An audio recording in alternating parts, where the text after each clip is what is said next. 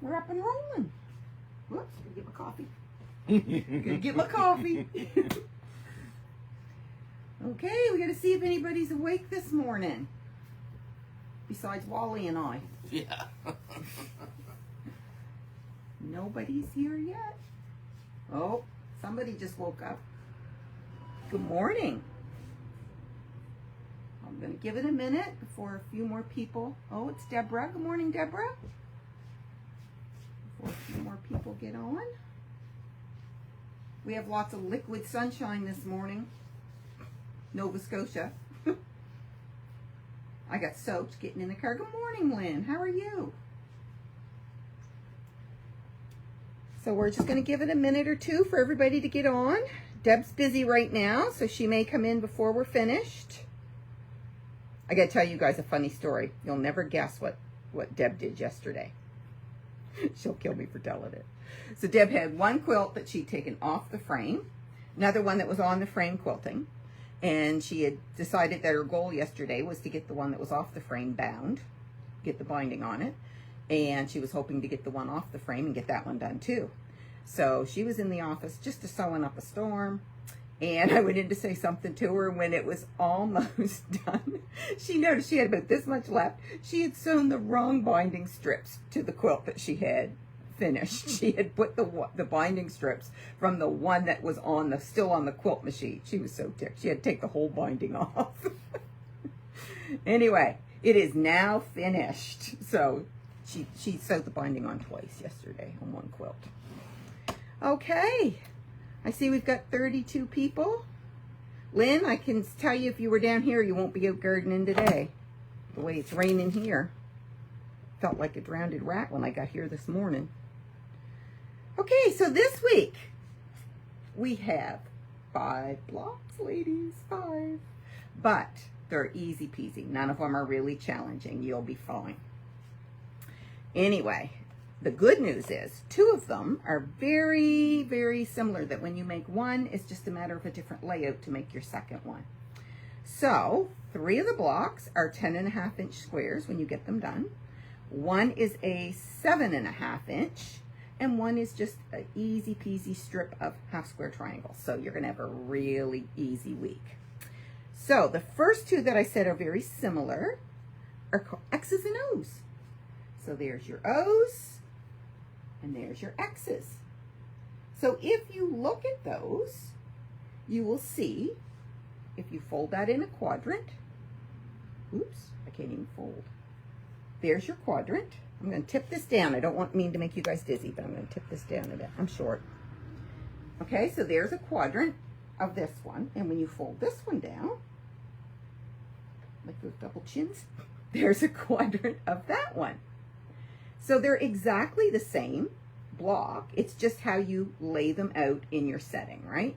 So this way, you're laying them out so that the points, the color meets in the center. In this one, you're laying it the opposite way so that the colors go away from each other. So it's simple, simple, simple to do these, right? So those are 10.5-inch blocks. You need to make 2 of each. And you're starting with, you start with your actual print fabric this time instead of a background, right? You start with your print, and those are, if you cut them 5.5 by 5.5, you need 4 of which for each block, and then you're just going to do a half square triangle on opposite corners, and that's all there is to it. And then it's just your layout, right? And your half square triangles are 3.5 by 3.5. The other variation you can do, if you look up like free X and O blocks online, you'll see that some have like wider legs or narrower legs. So if you like that look better and you want your leg part of your color to be a little narrower, you just have to make your half square triangle a bit bigger, and that will shrink down the width of this, right? So easy peasy. So that's those. So you make 2 of each of those. And then to go with the X's and O's, the other 10.5-inch block is a heart block with sashing and corner squares. So I chose to do mine for my segment all in sort of, I kind of felt that these sort of went together, right? Like the X and the O's and the hearts or whatever. So I kind of figured I wanted them to sort of coordinate a little bit. So I did shades of reds and pinks or whatever, but you could do them whatever you wanted. And this one is simple too, because you're starting with, although this is a 10.5-inch block, you are starting by making a 8.5-inch heart block. So it's simple. Each one of these prints is a 4.5 by 8.5 rectangle, and then just by adding your little triangles here and a bigger triangle down here, you get your heart shape. So all of those directions will be in what I'm giving you. So you could make your heart all one color if you wanted. I wanted to do a light and a dark on each side. So whatever you want. And then you're just putting sashing and corner blocks to finish making it the finished size, the 10.5. So simple, and again, you need 2 of these. So those are easy peasy, like big pieces this week, right? Like not fiddly little things. So that's your 3 10.5-inch. So there's the heart, the X's, and the O's. 2 of each. And all of your cutting directions will be in the printout. So it won't be hard for you to do at all. And then we have a 7.5-inch. Let me just scan back here and see if anybody asked any questions. Oh, Ruth's going to bed. I don't blame her. I worked night shift for years. Go tuck yourself in. Okay, we're going to keep going. So now the 7.5-inch block is actually one we've done before, but I think we did it in a different size. So, in this block, if you look this up online, it has different names. I've seen it called, I think I've seen this one called like the Loyal block. The basic block, I've seen it called different things. So it's this is a great block if you need like a weird size in a quilt, like if you're designing a sampler quilt, because a lot of blocks are even, right? They're 6 inches, they're 8 inches, they're 10 inches, they're 12 inches. So if you need like a 7-inch or a 5-inch block, this is a really good one because you can use this 1-inch piece in the middle to give you that odd number, right? And then these can be whatever size you need. If this is like your 3-inch triangle, you would have a 6-inch block, and then by putting your inch there, it gives you your 7-inch block, right? Or the same if you wanted to go with 2 4-inch triangles, and an inch there would give you a 9-inch block. So this is a great little filler when you need an odd size block. So this one is simple too, right? You're doing basically 4 half square triangles right there, and then it's just sewn together with your sashings. So 2 pieces sewn to a center color block, and your center block can be something that stands out. It can blend in, be the same. You can do whatever you want. And for a different look, I've seen people do this block with their color out here and a different color in here, and this be their plain. So whatever you want to do. So those are for that. Like I said, all your measurements will be in the write-up. But when you look at this, you'll see your layout in strips, right? So that's just basically how you lay it out. So easy peasy. And you need 2 of these as well. So your center block is your color there that I've got yellow is 1.5-inch square. You need 4 of these rectangular strips that are 1.5 by 3.5. You need 2 4x4 backgrounds and 2 4x4 prints. And if you do a 1/4-inch seam on either side and cut down the middle, you'll get your doubles. If you want to do both blocks the same, or if you just want to do one block, one color, you would only need 2 of those larger squares that you can cut down the middle to get your 4 triangles. So easy peasy. And then, talking about fillers, lots of times in a sampler quilt, you need, as you lay it out, you will see, and we're going to talk about that a little bit next week, you will see that sometimes as you put in your 12-inch blocks and your 9-inch and your 8-inch and whatever, that all of a sudden you're left with like a little piece that no normal size block fits in. So that's when you implement some of these filler strips or pieces or whatever, right? So this week we're going to do this filler strip of half square triangles that are 2.5-inch square, and there's 8, I think. 1, 2, 3, 4, 5, 6, 7, 8. 1, 2, 3, 4, 5, 6. Yeah. So 8 half square triangles, that are 2.5-inch square, you need 2 of these strips. And again, if you want to make your strips a bit bigger so that you get 2 out of each set when you sew on either side of your diagonal line, then you could do both of your strips exactly the same by utilizing one of your triangles in this strip and one in the other. Or use up some scraps, because it wouldn't surprise me with all the piecing we've done that you might have some scraps that you've already cut off of corners or whatever. So that's what you're doing this week. 2 of these, 2 of the 7.5s, and 2 of these. And guess what?